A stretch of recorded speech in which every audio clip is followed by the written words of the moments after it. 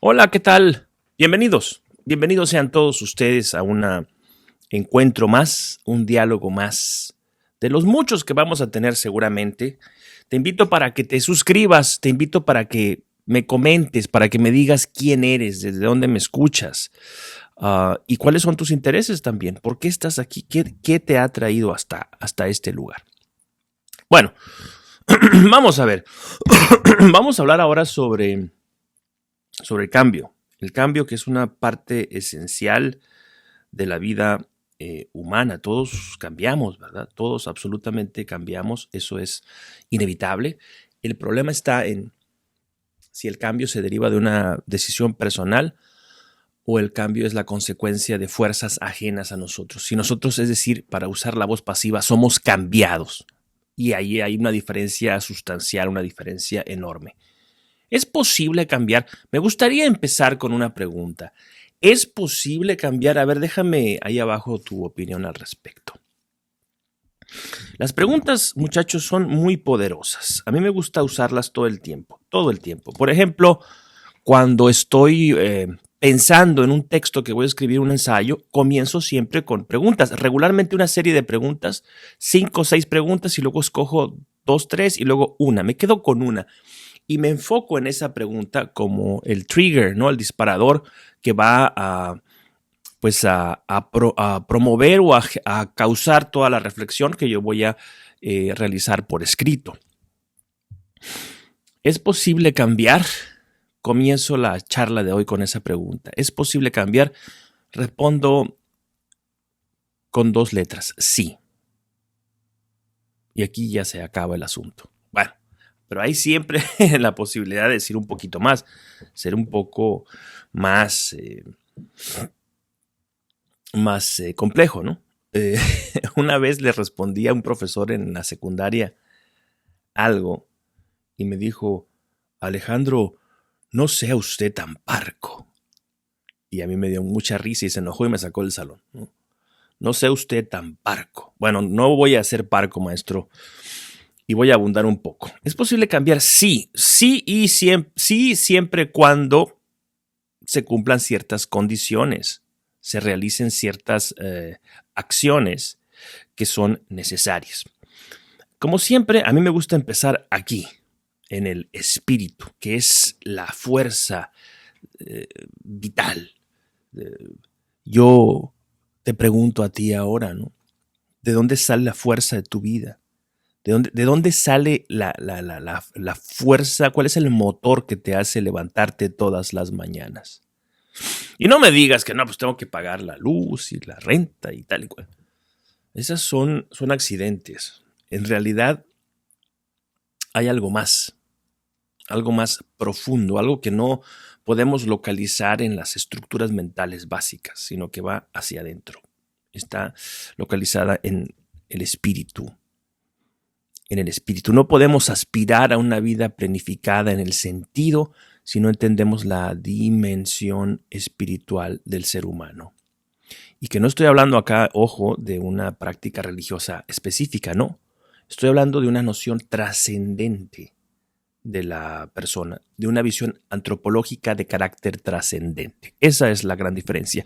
Cualquier persona, sea creyente o no, que tenga una noción trascendente de la persona es una persona que tiene una noción espiritual, de la vida, ¿no? Entonces, empecemos en el espíritu. ¿Es posible cambiar? Sí, pero necesitamos una fuerza enorme para ello. Y esto solamente puede ocurrir en inglés se dice self-awareness, ¿no? En esta conciencia de nosotros mismos, en este ser autorreflexivo. Yo veo a muchísimas personas por el mundo caminando, andando de aquí para allá, para todos lados, que son más bien, no son motores, sino son engranes, son movidos por otras fuerzas. Y lo peor del caso es que no tienen conciencia de eso. Creen que el mundo es así y si les va mal, pues creen que Dios la trae contra ellos o que es cosa de mala suerte o que son los ricos o que es la iglesia, que son los políticos, las estructuras sociales, el patriarcado, qué sé yo, los extranjeros, ¿no? Ponle un nombre cualquiera dependiendo de tu filiación política, pero vas a encontrar siempre una justificación externa, exterior, exógena. Alguien más tiene la culpa y se hace muy poco ese autoexamen, muy poco. Así que yo creo que para realizar un cambio profundo existencial es necesario tomar conciencia de nosotros mismos, vernos a nosotros mismos, iniciar ese peregrinaje interior fabuloso. Y la manera de iniciarlo, en mi opinión, es a través de la pausa, a través del desprendimiento de las rutinas, de las inercias del mundo. ¿Por qué creen ustedes que los místicos, los monjes, las personas de espiritualidad profunda y desarrollada ponderan tanto, valoran tanto el retiro? Así se llama, ¿no? Vamos a hacer un retiro espiritual. Así me acuerdo que era cuando era jovencito. Un retiro de Semana Santa, un retiro de... Retiro, la palabra implica distanciamiento del mundo, distanciamiento de las costumbres del mundo, del ruido del mundo. ¿Para qué? Bueno, para entrar en un proceso de introspección, de autoanálisis. A esto yo le llamo, en oposición al tiempo de la historia, el tiempo del espíritu. Esto de decir el tiempo del espíritu es una metáfora, ¿verdad? Porque el espíritu no tiene tiempo, está por fuera del tiempo. Tal vez debería decir el escenario del espíritu. Pero me parece que tiempo del espíritu suena bien. Dedicarle, pues, es lo que quiero decir, tiempo a la reflexión, a la autoconciencia, al autoanálisis. Y ese tiene que ser el punto de partida. Tiene que ser el punto de partida para cualquier proyecto personal que tú tengas. Y no estoy hablando de una reflexión intelectual, que voy a estudiar en soledad. No, eso viene después. Primero lo primero, que es el análisis de mi realidad espiritual profunda. Ahí está el núcleo de fortaleza existencial. En la antropología filosófica le llamaban el núcleo de identidad personal. Ser trascendente, asumirnos como seres trascendentes, que así empecé el capítulo de hoy, es rebelarnos contra la era materialista y superficial en la que vivimos. Es un acto de dignidad rebelde. En este mundo de rapidez, en este mundo de consumo acelerado, en este mundo de ruido, pensar en la pausa, en la frugalidad y en el silencio es una forma de darle la espalda a las inercias del mundo. No porque el mundo sea maligno, ¿eh? Yo no quiero formar un culto. No. Porque antes que el mundo está la persona. Estoy yo. Yo no quiero ser determinado por esas fuerzas. Puedo ser, ¿cómo se dice esto? Empujado, condicionado. Esa es la palabra. Sin duda alguna, pero jamás determinado. Y ahí está la diferencia. Las lecturas deterministas, sociologistas, ¿no? Creen que una persona es, por ejemplo, dicen que una persona es tal o cual porque es pobre, ¿sí? Porque ha sido explotada. Entonces, como es una persona explotada, hija de proletarios, hija de gente explotada, su resultado va a ser vivir en esto y en esto otro y ser de esta y esta otra manera. Le está quitando toda libertad, la está determinando. Y yo creo que se equivocan. Yo creo que su análisis es absoluto. Yo creo que las condiciones estructurales, dicen ellos, condicionan. Vaya que condicionan, pero no determinan. Y este margen de libertad es el que a mí me interesa.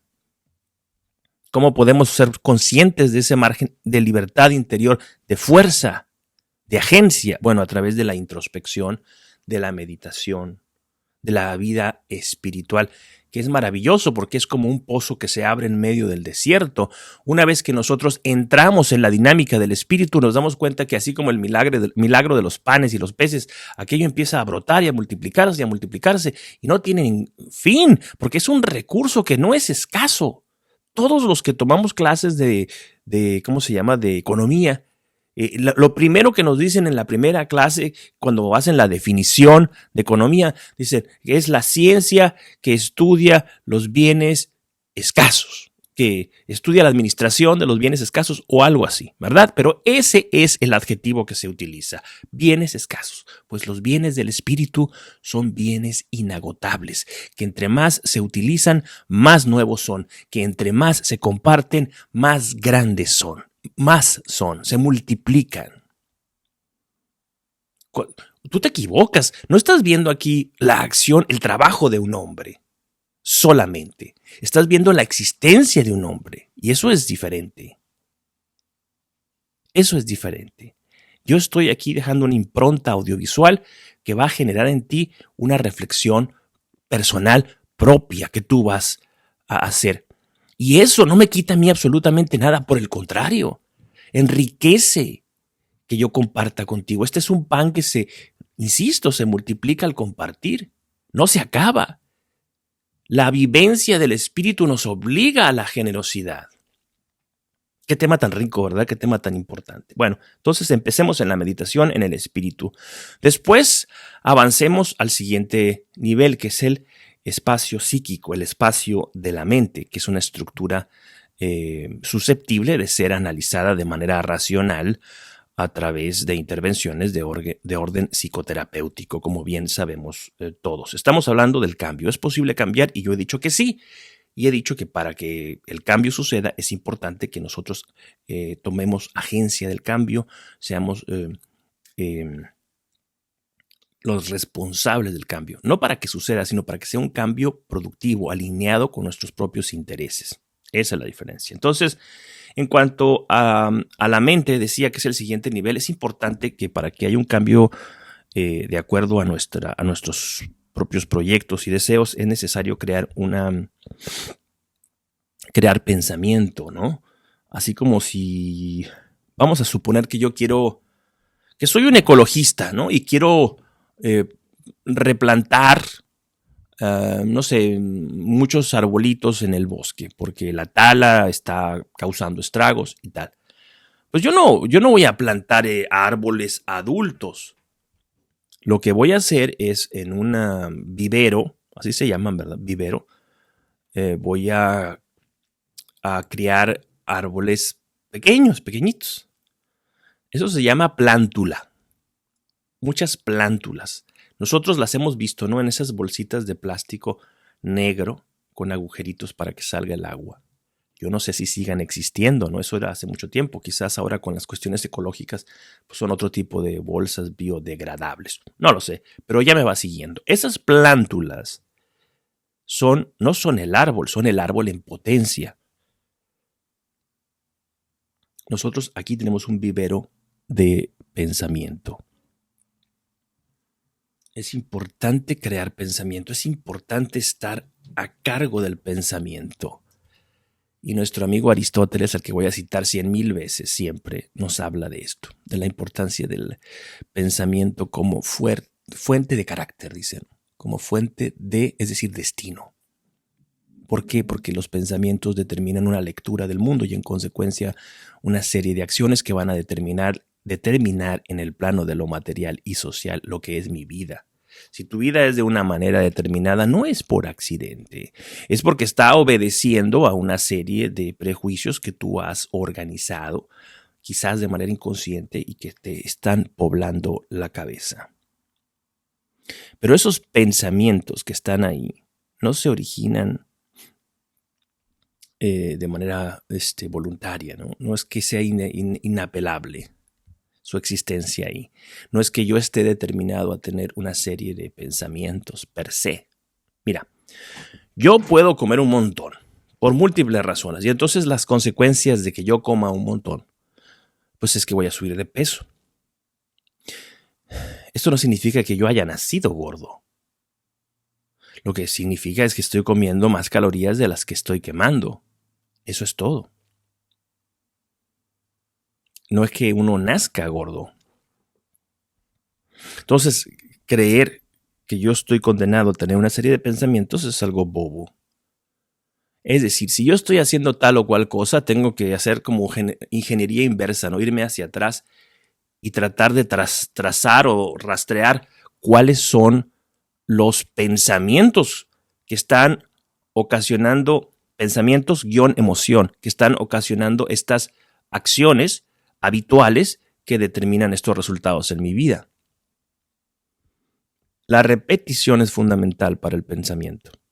Y el pensamiento es hijo de la voluntad. La voluntad no radica en el pensamiento, la voluntad radica en el espíritu. Es una fuerza, es una potencia del espíritu. Ahí está el poder Jedi.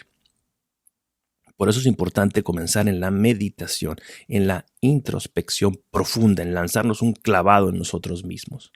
Entonces ahí sacamos la convicción que nosotros necesitamos para crear esas plántulas de pensamiento y decir, voy a poner orden en la casa. Así como hay un cochinero aquí, ¿no? Se dice en México, y un caos, pues hay que empezar a limpiar y hay que echar fuera de este espacio que es sagrado, que es mi mente, aquello que no contribuye, aquello que incluso va contra mis propios intereses. Repetir los pensamientos. ¿Qué pensamientos voy a repetir? Bueno, aquellos que reafirmen el paradigma. El paradigma. ¿Y cuál es ese paradigma, Alejandro? Bueno, depende de qué, depende de cuál es, de hacia dónde se dirija ese cambio que tú estás buscando. Ya vamos a llegar a ello, ¿no? Pero yo necesito paradigmas, pues. Es como si yo voy a volar un avión. No sé, voy a salir de Dallas y voy a Los Ángeles. Pues yo necesito saber a dónde voy para poner ahí en la computadora y que el avión determine de acuerdo a las condiciones climatológicas y del tráfico y tal, una ruta que yo tengo que seguir. ¿Ya? No es que yo me suba y eche a volar y que me pregunte el copiloto, ¿a dónde vamos? Hombre, pues quién sabe, a ver qué sale, ¿no? Ahí sobre la marcha vemos. No, Dios guarde la hora, ¿no? El que va a todas partes no va a ningún lado. Hay que saber hacia dónde vamos. Y esa direccionalidad es el paradigma. Y en virtud de ese paradigma yo voy a organizar pensamientos que confirmen y reafirmen ese destino. Es necesario asumir ese control sobre la mente. La mente no... Nosotros somos el jinete y la mente es el caballo. Cuando nosotros perdemos toda autoridad sobre el animal, que es la mente, que es en este caso el instrumento, estamos a merced de su voluntad caprichosa. Pero el que importa es el jinete, no el caballo. El jinete es el espíritu, es la esencia, es el yo. La mente es el instrumento que yo utilizo. Y utilizo otros instrumentos, por ejemplo, y utilizo el cuerpo.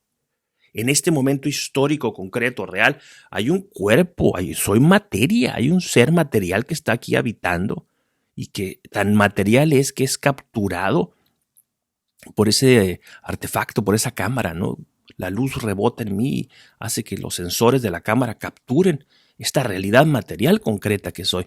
Pero ¿tú te crees que yo soy este cuerpo que estás viendo ahora? ¿Sí o no? Bueno, sí, pero no solamente. No solamente. Borges decía, la prueba de que el espíritu existe es que me estoy muriendo, tengo 80 y tantos años y soy el mismo niño que corría al colegio cuando tenía 10. Me doy cuenta todas las noches antes de dormir. Él hablaba de la perduración de la conciencia, pues. ¿Ya? Entonces pues yo no tengo 20 años, es evidente, ¿no? Hay una decrepitud, un deterioro corporal que es natural en todos los seres humanos. Pero yo sigo aquí, yo estoy aquí. Hay alguien que se sabe yo ¿Y dónde está eso? ¿En el vaso? ¿En el timo? ¿En la cuarta columna lumbar? No, no está, es atópico, no está localizado. El cuerpo, la vértebra, el vaso, el timo, el cerebro, las retinas, los pelos, los huesos, el tejido epitelial. Todos esos son accidentes, son los instrumentos, son el caballo. Yo necesito cobrar señorío. Es más, hay un caballo más sutil, que es en la mente, pues, porque no lo vemos. Son estructuras que no son susceptibles de ser revisadas bajo el microscopio, pero siguen siendo instrumentales. Tan es así que cuando se deterioran por alguna razón, hay algo que está en un nivel superior que se da cuenta de ese deterioro.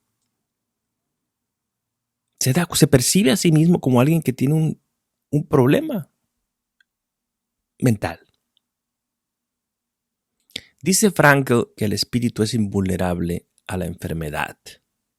Y yo estoy de acuerdo. Y miren que Frankl sabía de esto, que era un psiquiatra. Después de que nosotros hacemos la introspección, de que nosotros limpiamos la casa y escogemos aquellos pensamientos que yo voy a fomentar para generar una reacción personal, para generar una lectura del mundo, una visión del mundo, puedo pasar al siguiente nivel, que es el nivel del diálogo o de la sociedad, de las asociaciones productivas o lo que en el mundo del business llamamos networking. ¿Sí? A ver, quiero regresarme un poquito a lo del pensamiento porque me parece que quedó un poco vago. ¿Qué pensamientos voy a tener? Por ejemplo, me refiero a que muchas veces los prejuicios dirigen nuestra vida y como nosotros actuamos en virtud de los designios de este tirano, pues la vida nos refleja lo mismo porque la vida es un espejo y entonces nosotros queremos confirmar lo que el tirano nos está diciendo. Es un círculo vicioso. Por ejemplo, es que yo no soy bueno para hablar en público. Es que yo no soy bueno para hablar en público. Es que yo no soy bueno para hablar en público. Y pues no hay nada en mi vida que me confirme lo contrario. ¿Por qué? Bueno, porque no he procurado aprender, experimentar, probar, cambiar. Simplemente lo asumo como tal. Es una verdad y ya está. Y bueno, es una profecía autocumplida. Si yo cambio esto, si yo digo, voy a intentarlo, voy a probar, quiero hablar en público, quiero influir a los demás, quiero convertirme en un generador de ideas, quiero entrar en contacto con personas que compartan una visión del mundo semejante a la mía, ahí ya estoy implantando o creciendo esos pensamientos que van a cambiar mi horizonte de expectativas personales y en consecuencia me van a movilizar de la noche a la mañana y me van a poner en una situación mejor, distinta, diferente. El cambio ya ha ocurrido y me convierto sobre todo, y esto es lo más importante, en generador de ese cambio. Y en ese momento es importante estar tomando notas, ser como el cronista de nuestra aventura, como los diarios de Colón, ¿no? 5 de la mañana, observo esto. 4 de la tarde, observo esto. ¿Qué está pasando? ¿De qué manera los cambios que yo estoy promoviendo en mí están cambiando mi realidad? ¿Quiénes aparecen en este nuevo horizonte? Asociaciones productivas, decía, es el punto número 3. Y aquí esto es bien importante, porque así como a veces nuestros pensamientos son nuestros enemigos, trabajan en contra de nosotros, en ocasiones compartimos la vida con personas que trabajan contra nosotros. Entonces es fundamental que tú hagas un inventario, ¿no?, de esas amistades o de esa gente que comparte la vida contigo. Y si no abonan, pues es importante distanciarte de ellos, sin miramientos, aunque sean tu familia. Aquí lo más importante es el proyecto que tú tienes, es el proyecto que te dignifica.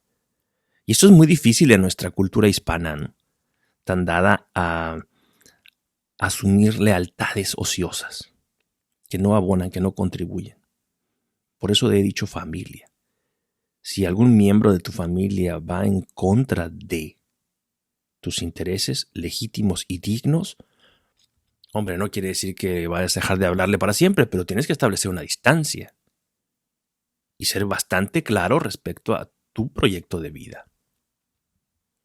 ¿Quiénes son tus amigos? Y ahora, el otro lado de la moneda es, ¿te acompaña gente que contribuya y que abone? Es importante identificar aliados. Aliados, me refiero a gente que piensa como tú, que tiene las mismas fuerzas que tú, los mismos intereses, las mismas potencias. Es más, yo diría gente que incluso va más avanzada en el peregrinaje hacia la consecución de esas metas que tú también deseas, que tú necesitas, que tú quieres. ¿Por qué digo más avanzadas? Bueno, porque en mi experiencia, la persona necesita crecer siempre. Y para crecer es necesario seguir a aquellos que tienen la fuerza para movilizarte, ¿no? Aquello que se dice en inglés de ser el más tonto de la sala de juntas, ¿no? Ser el más tonto, procura ser el más tonto. Porque ahí entonces el margen de crecimiento es bestial, total. Pero eso no nos gusta, lo que queremos ser es ser ahí el picudo, ¿no? Pues el más aplaudido y tal, porque nuestro ego ahí burbujea, ¿no? Burbujea.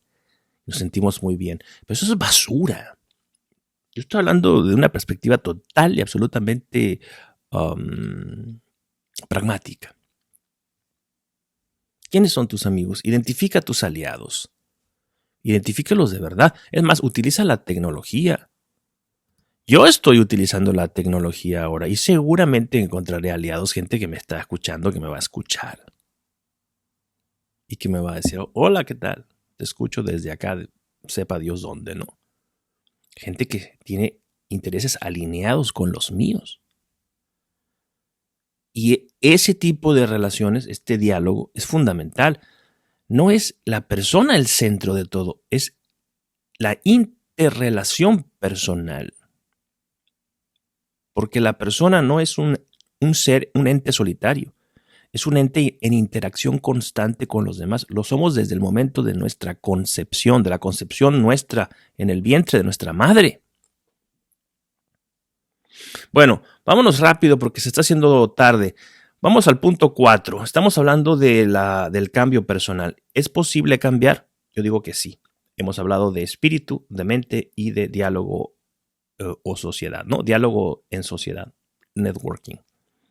4 es claridad de metas. Y esto nos remite a la idea del sentido. El sentido como direccionalidad en este caso, ¿no? Sentido como un rumbo hacia donde uno se dirige. Y esta pregunta es boba, pero necesaria. Quizás es una pregunta que en su bobería es capaz de iluminar. Digo esto porque hay muchas personas que no saben hacia dónde se dirigen y que no les importa averiguarlo, que no mueven, sino que son movidas por las circunstancias y van ahí como pues una barquichuela en unos rápidos, ¿no? En un río de rápidos que los van arrastrando de un lado para otro y simplemente pues, se dejan llevar. Es más, hay algunos incluso que creen que eso es muy sabio. Creen que esto es muy sabio, dejar que la vida me lleve y tal. Y yo creo que eso es bastante comodino. Lo que es sabio es aceptar lo que la vida propone. Como decía Schopenhauer, la vida nos reparte las cartas, pero quien las juega es uno. Si yo promuevo un cambio porque quiero hacer tal o cual cosa en el ámbito de lo profesional, de lo político, de lo empresarial, de lo público, de lo familiar, de lo espiritual, y resulta que no consigo ese objetivo que me he planteado, esto no significa o no prueba que mi voluntad no sirve o no funciona o que es una ilusión. Lo que comprueba es que el mundo es complejo. Solo eso. Pero en el proceso mismo de avanzar, aunque no haya llegado al objetivo, van a suceder cosas. Siempre suceden cosas interesantes para quien tiene una mente despierta y para quien sabe hacia dónde se dirige. A lo mejor era necesario dirigirme al punto A para después desviarme un poco y llegar al punto B, que era mejor que el punto A, pero yo no lo sabía. Pero era necesario que yo me echara a andar para sobre la marcha darme cuenta. De otra manera no lo hubiera sabido. Voy a poner un ejemplo muy vulgar, muy simple. Imagínate que una persona anda buscando una novia y tal, porque se siente solo o sola, y entonces acuerda salir con fulano o con fulana a una fiesta, una cosa irrutinaria. Y va con la mejor intención y la otra persona va también con la mejor intención. Y en esa fiesta resulta que conoce a una tercera persona, que es The One. Y entonces, bueno, pues mira lo que me encontré aquí. Pero no hubiera encontrado a esa persona que era la persona si no hubiera ido a esa fiesta con quien estaba en ese momento tratando de establecer algo. ¿Me explico? Es un ejemplo muy simplón, pero la vida está llena de estas cosas. Quien no escarba no va a encontrar un tesoro.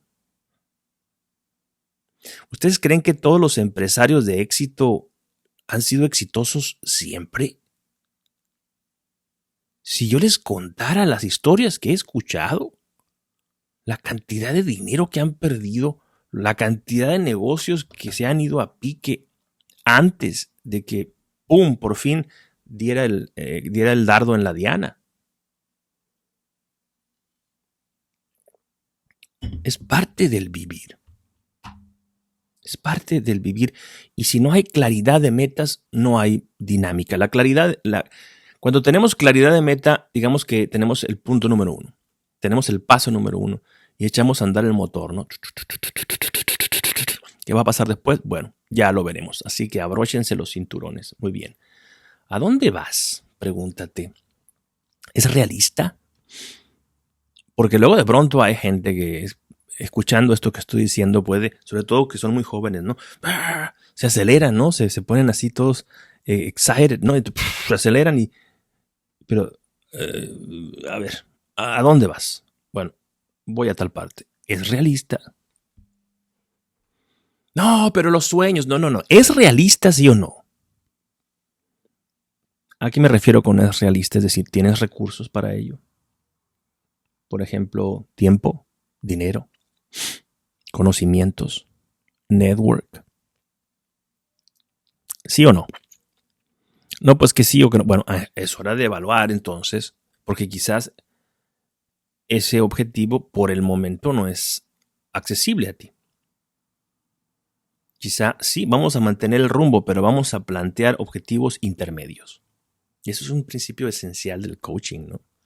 El denostadísimo coaching, que es una herramienta fabulosa del mundo de los negocios, que se puede aplicar en otras áreas de la vida. Tienes recursos como tiempo, dinero, network, conocimientos, oportunidad. Bueno, ahí está.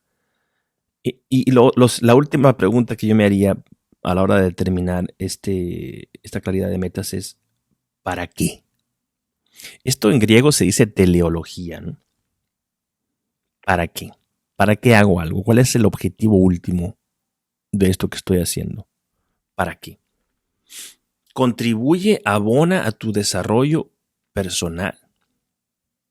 Quiero hacer dinero. Hace muchos años, cuando era profesor en Arizona, tenía un alumno muy simpático. Me decía, yo quiero trabajar para hacer mucho dinero, y quiero comprarme un avión. A veces me acuerdo de él y me pregunto, ¿qué habrá pasado?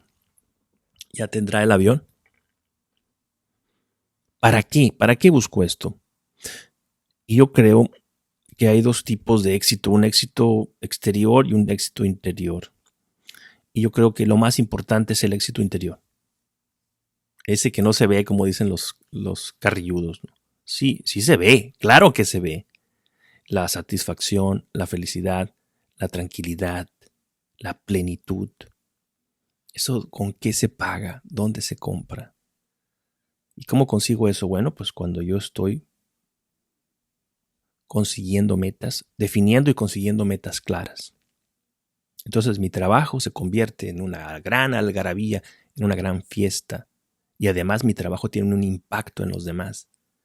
Y entonces resulta que no solamente pongo en juego mi creatividad, mi talento, mis recursos, sino que además estoy sirviendo, me convierto en un servidor del mundo. Y eso genera una satisfacción tremenda, ¿no? Esto es la plenitud de la vida, que me va a llevar al éxito externo, me va a llevar al reconocimiento público y a que se me retribuya de una manera suficiente. Por eso es importante la teleología. ¿Para qué quieres esto, fulano? ¿Para qué quieres esto? ¿Cuál es el sentido de esto? ¿Cuál es la racionalidad de esto? ¿Cómo lo explicas? ¿Lo explicas en virtud de factores ajenos a ti o lo explicas en virtud de ti misma, de ti mismo? Ahí hay una gran diferencia. Mira, hay gente como este muchachito que decía, quiero tener dinero, dinero, dinero.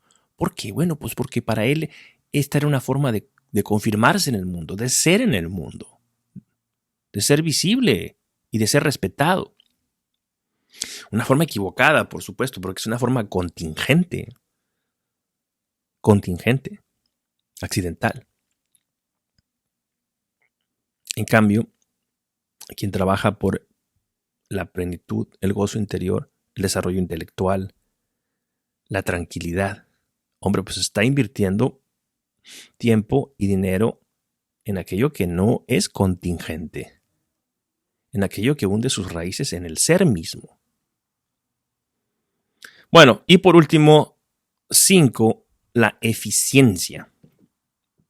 Empezamos, ¿se acuerdan? Estamos hablando de cambio, empezamos hablando del espíritu, pensar, hacer un examen de conciencia, después limpieza, higiene mental, organizar y alinear pensamientos en virtud de esos objetivos.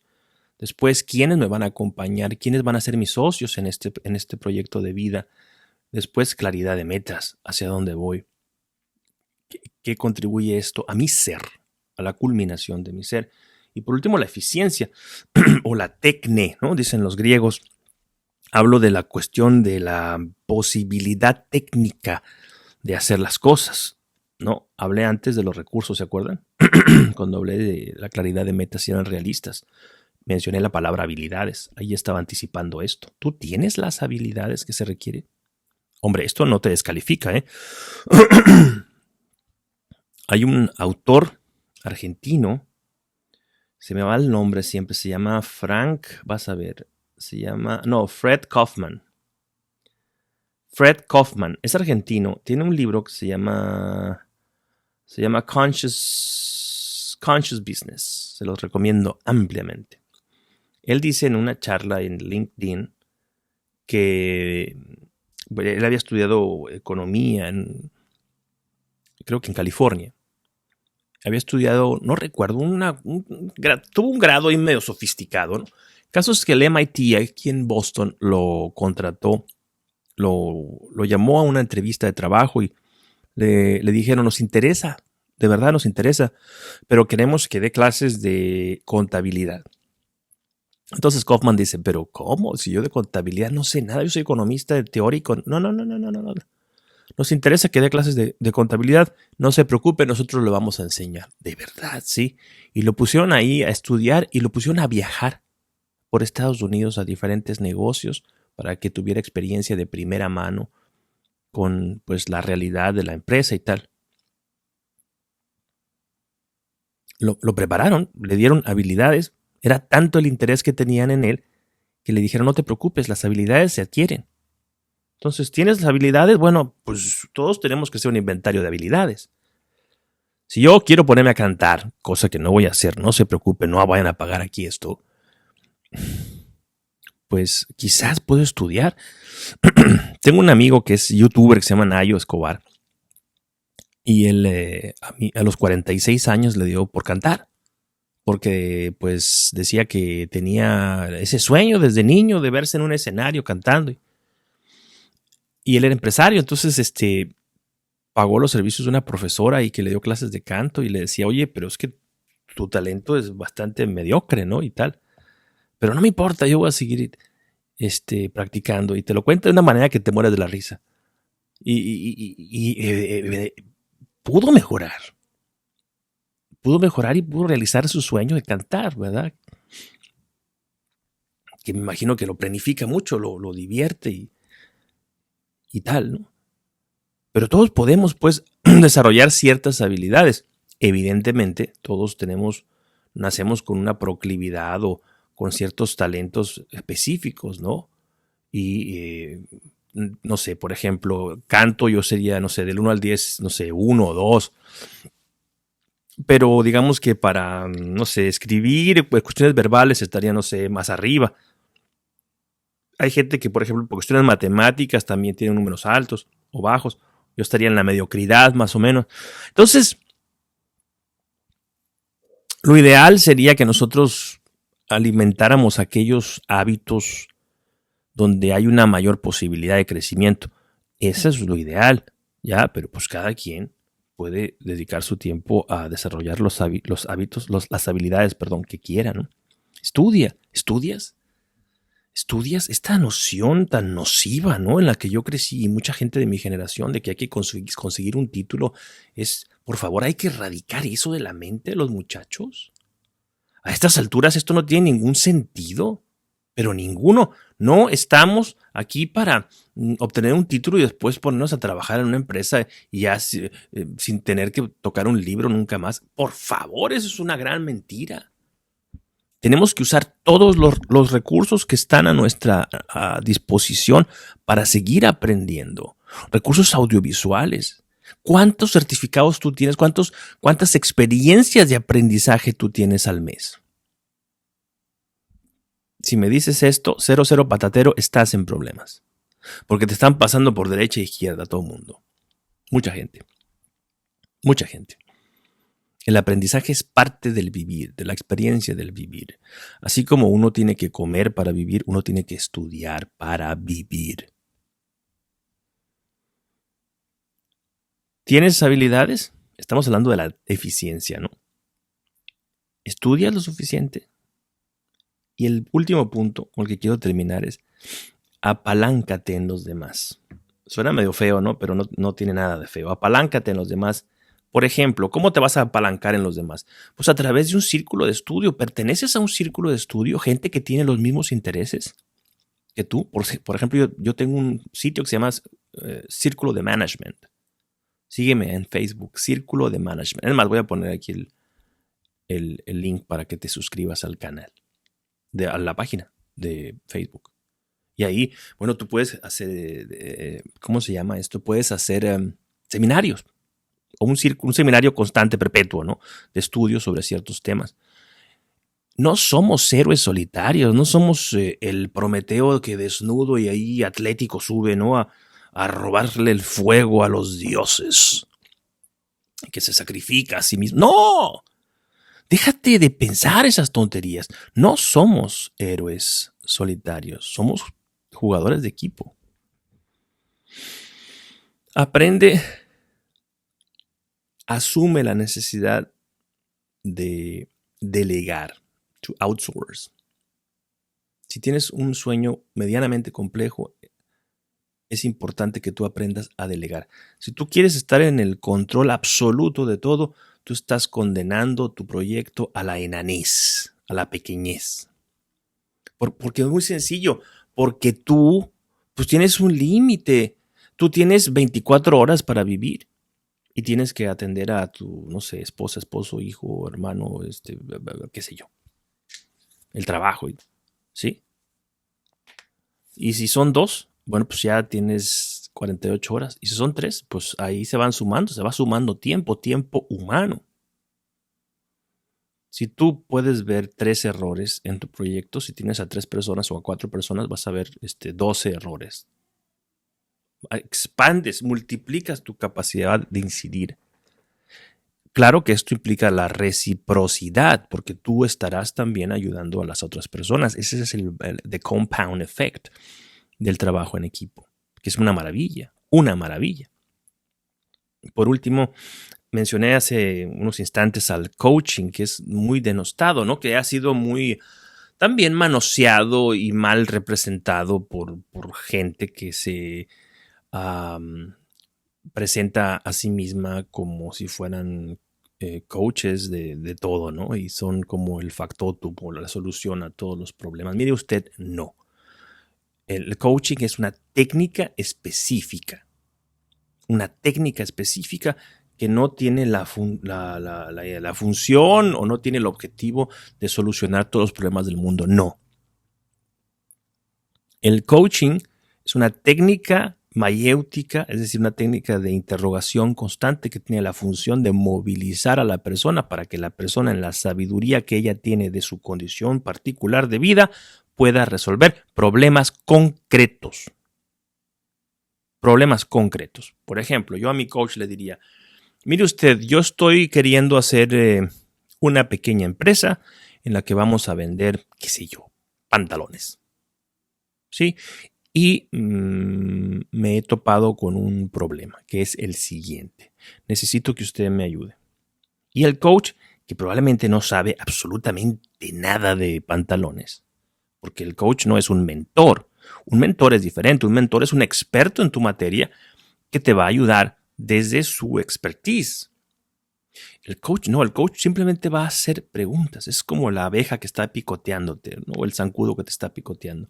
Y estas preguntas, yo empecé el programa de hoy con una pregunta. Estas preguntas van a movilizarte y esa movilización es necesaria para que tú seas capaz de encontrar soluciones a los problemas.